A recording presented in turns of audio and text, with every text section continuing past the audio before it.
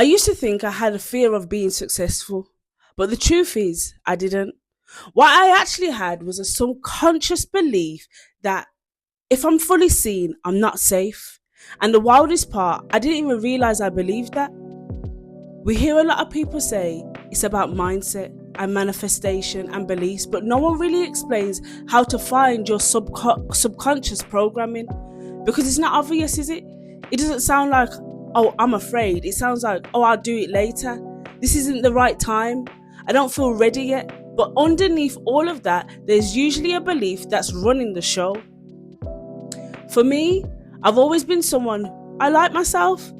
I never grew up thinking I wasn't good enough. My mum never made me feel like that. I've always had this level of ambition or wanting to just achieve certain things and go after what I truly want. I put myself in rooms I didn't necessarily feel qualified for, but I showed up anyway. And that's just kind of who I am. But at some point, something really changed for me. And I started noticing that when I did achieve something, when I was seen, when I was confident and fully myself, that reaction from some people wasn't quite positive. People I liked, people I respected, people I thought that were for me, they became distant, critical, or even negative. And I didn't understand it because I hadn't changed. I was just being me. That's when the belief formed, not consciously, but internally. Being myself leads to rejection. If I shine, I'll be attacked. Visibility isn't safe. So without even deciding to, I started to shrink, dim my own light, hide away, not completely, but enough to stay under the radar, because my body had learned it's safer in the shadows. What kind of rubbish is that? And this is where it gets complicated, because I don't know how to not be myself. I'm self-directed, I'm expressive, I'm someone who goes for things. So now I'm stuck in this loop. Being myself feels dangerous, but not being myself feels wrong. And that's where self-sabotage truly starts. Then I realized something else. A lot of my hesitation around being visible, especially speaking up, came from different beliefs. I'm not as intellectually smart as other people, not because I lack intelligence, but because I don't always express myself in a way that looks academic. So in certain spaces, presentations, group discussions, professional environments are held back. Lots going on up here, but not really much coming out here, because I thought if I don't sound like them, I shouldn't really speak. But this is how I reframed it. But here's what I come to understand. There isn't just one type of intelligence. Do you get? What I bring into a space is emotional intelligence, self-awareness, lived experience, honesty, and that has value. So just because it doesn't sound like the textbook or it doesn't mean it's not insightful.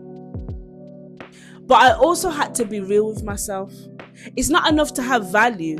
You have to be able to communicate it clearly. We need clarity, because people don't reward depth, they reward what is clear.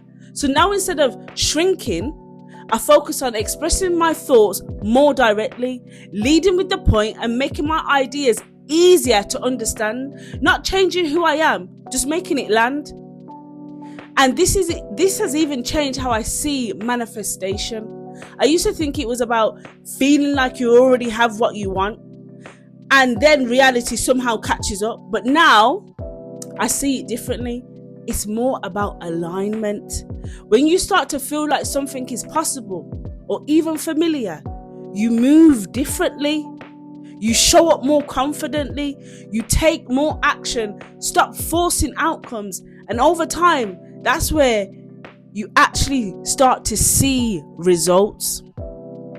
The biggest shift for me was being myself isn't the problem. The environment and how I navigate it actually matters.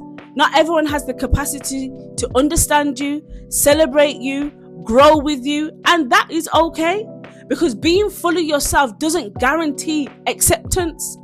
It guarantees clarity. So if you feel like you're holding yourself back, ask yourself this: is it really fear, or is it something I've learned? Because a lot of the time, your subconscious isn't trying to stop you, it's trying to protect you. based on something that's already happened, but you're not in that same environment anymore. And you don't have to keep playing by them same rules, them same patterns, them old stories. You can tell yourself a new story.